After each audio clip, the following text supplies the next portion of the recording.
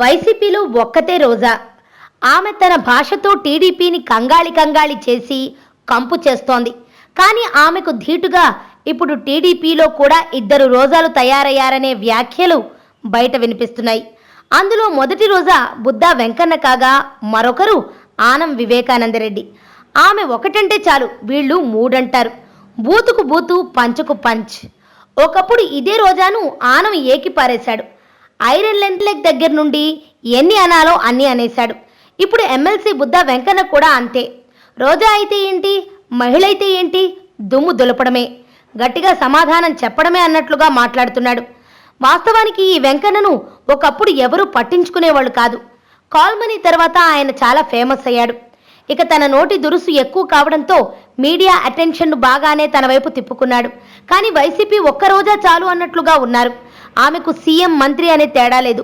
నోటి దురుసుతోనే అందరినీ ఊపేస్తుంటుంది. కొన్నిసార్లు ఆమె మాటల తీరుకు జనమే ముక్కు మీద వేలేసుకుంటున్నారు. అయితేనే ఏమాత్రం తగ్గడం లేదు. ఇక టీడీపీలో రోజాకు సరైన మహిళలు లేకపోవడంతో మగవాళ్లే రోజాకు సమాధానం చెప్పాల్సిన పరిస్థితి ఏర్పడింది. దీంతో మహిళలకు బదులుగా మగ రోజాలను తయారు చేసుకోవాల్సిన పరిస్థితి ఏర్పడింది. వీళ్ళు మాట్లాడితే అపోజిషన్ను గౌరవించాల్సిన అవసరం లేదు, పంచుకు పంచ్ విసరాల్సిందే.